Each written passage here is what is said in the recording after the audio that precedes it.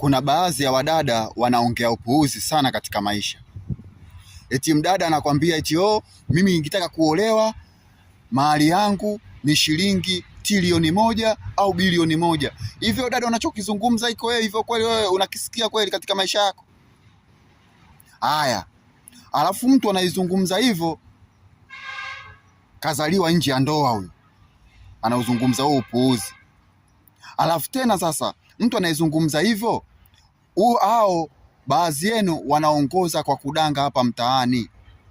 Fanyeni vitu ambavyo Mwenyezi Mungu kinampendeza, sio mnafanya kitu kwa kujifunga nyinyi wenyewe. Haya, huko kwa bibi kwenyewe kupo nani atakaye kuoa kwa bilioni 1 au kwa trilioni 1? Acheni ujinga, acheni kujipiga blandi.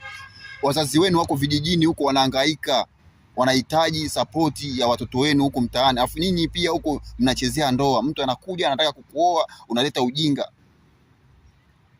Katika familia yenu kuna mtu ameoa hata milioni 1 imefika au hata 500,000 imefika? Acheni ujinga kina dada, mtakuja kuzeeka bure. Alafu tena mtatumika hivyo kwa vibukubuku, umepewa vibukubuku, afu mwisho wa siku kwa bibi huko alafu tena unasema eti bilioni 1, trilioni 1. Nani atakaye kuoa kwa hivyo kwa bibi huko kupo? Acheni ujinga, na mimi ninawaambia ukweli na simuogopi mtu.